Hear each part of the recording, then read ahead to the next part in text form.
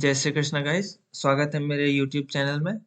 तो आज हम क्वेश्चन 8 कर रहे हैं लीड कोड का, जो है string to integer, ATOI। Okay, तो ये क्वेश्चन में हम सबसे पहले देखते हैं कि करना हमें क्या है। तो हमें एक integer value, sorry string value हमें दिया हुआ है। ओके, उसे हमें इंटीजर डिजिट फॉर्म में लिखना है। तो इसमें तो 42 है, 42 कन्वर्ट हो गया, तो इसमें तो कोई दिक्कत नहीं होगा। बट जो हमारा नेक्स्ट केस है, उसमें हमें नेक्स्ट एग्जांपल, इसमें हम देखते हैं वाइट स्पेसेस है, तो वाइट स्पेसेस को रिमूव कर देना है, और अगर नेगेटिव साइन है तो उसे नेगेटिव साइन यहाँ लिख देना है। ठीक है। और एग्जांपल थर्ड में हम देख रहे हैं, अगर हमारा ये स्ट्रिंग डिजिट्स मतलब कोई वर्ड्स के साथ है, तो उस वर्ड्स को हमें हटा देना है। ठीक है। तो सबसे पहले हम यहाँ पे एक और चीज देख लेते हैं कि यहाँ पे हमें ओवरफ्लो को भी हमें चेक कर लेना है कि हमारा इंटीजर रेंज के बिटवीन में हमें हमारा जो स्ट्रिंग है वो लाई करेगा या नहीं। ठीक है। तो लास्ट क्वेश्चन भी मैंने जैसा किया था, वहां पे हमें रिटर्न 0 करवाना था ओवरफ्लो को चेक करके, बट हमें यहाँ पे जो हमारा मैक्स वैल्यू रहेगा हमें उसे रिटर्न करवा देना है, जितना भी वैल्यू हमारा आया रहेगा। ठीक है। तो मैंने टाइम बचाने के लिए कोड पहले से कर रखा है, और मैं इन कोड्स को आप लोग को समझा देता हूँ। ठीक है।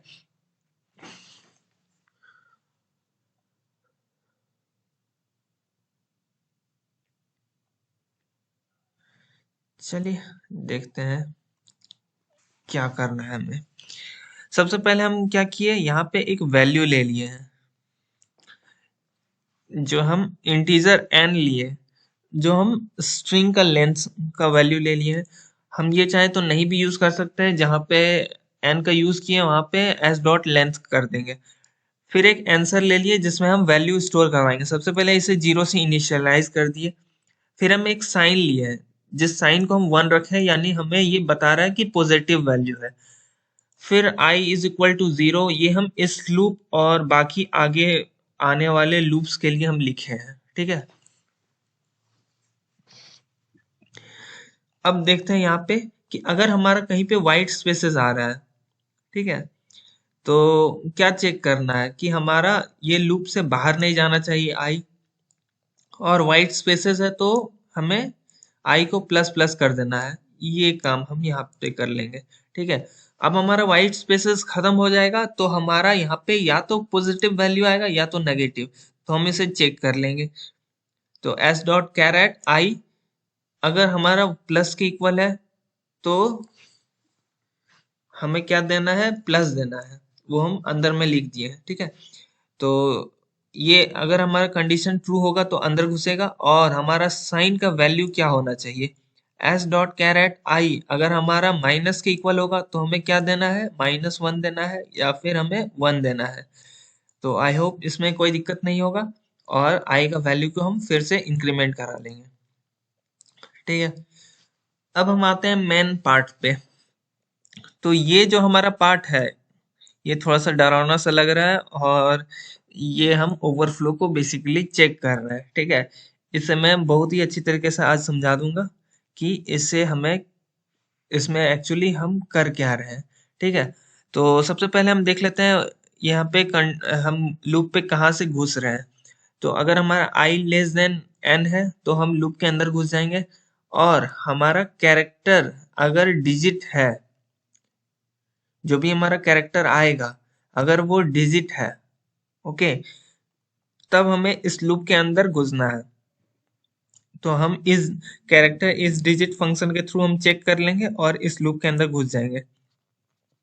अब जो हमारा डिजिट है उस पे हम जो भी हमारा s डॉट कैरेट आई है वो स्टोर करवा लेंगे। और यहाँ पे हम -0 किए हैं, तो ये बेसिकली हम क्यों किए हैं बताते हैं। क्योंकि हमारा जो 0 का आस्की कोड रहता है वो हमारा रहता है 48, आई थिंक, यस। और उससे ज़्यादा हमारा फिर 49 में हमारा हो जाएगा 1, फिर इसी तरह हमारा आगे वैल्यू बढ़ते रहेगा।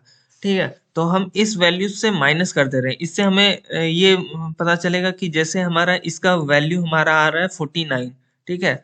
अगर मान लेते हैं 49 आ रहा है, 1 है, तो उसमें हम 48 को माइनस कर देंगे तो हमारा वैल्यू 1 स्टोर हो जाएगा डिजिट में, ठीक है। क्योंकि हमारा कैरेट आई हमारा एक आस्क की वैल्यू जनरेट करके देगा हमें।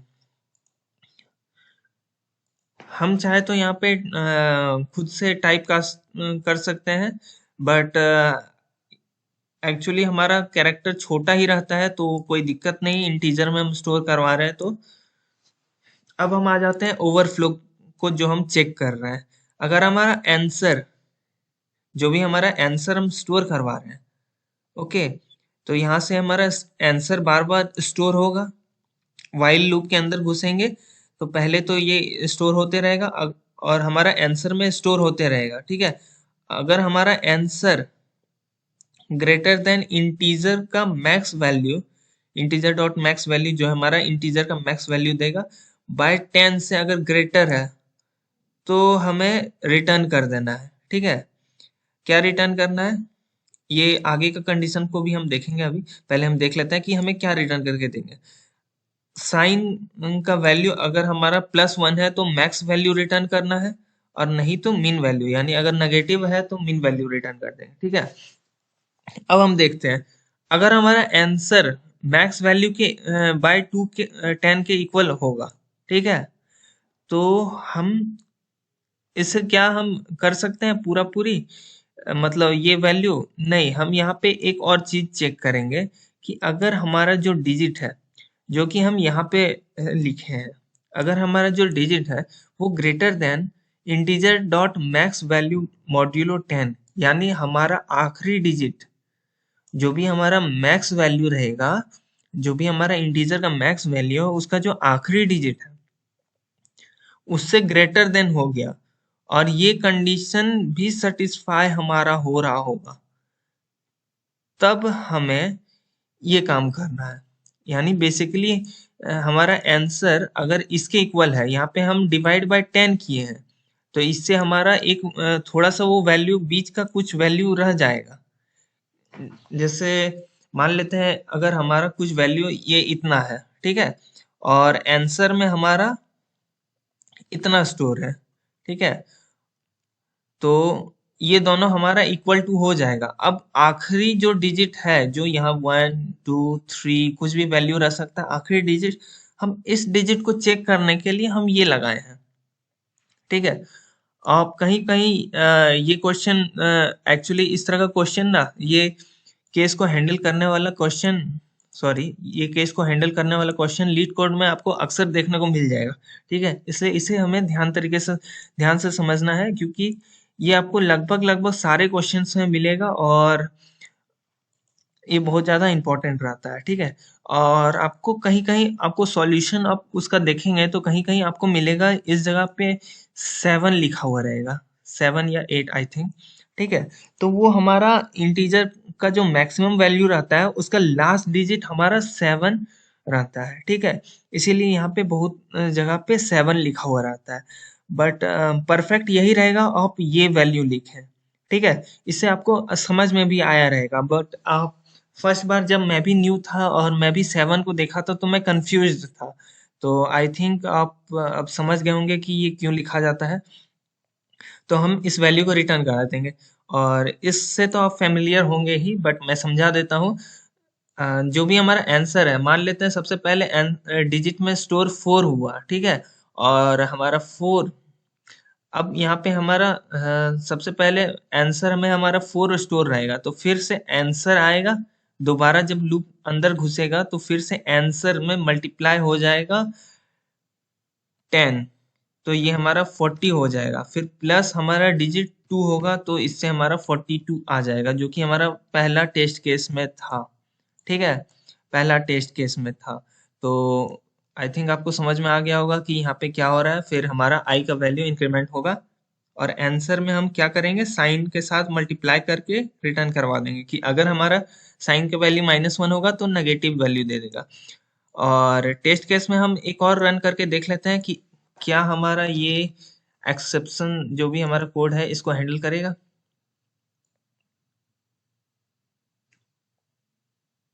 ओवरफ्लो को यस, तो ओवरफ्लो को यस, आप देख सकते हैं लास्ट वैल्यू 7 है, इसीलिए बहुत जगह 7 यूज किया जाता है। तो आई गेस आपको अच्छी तरीके से समझ में आ गया होगा, और चलते हैं हम अब सबमिट करने के लिए।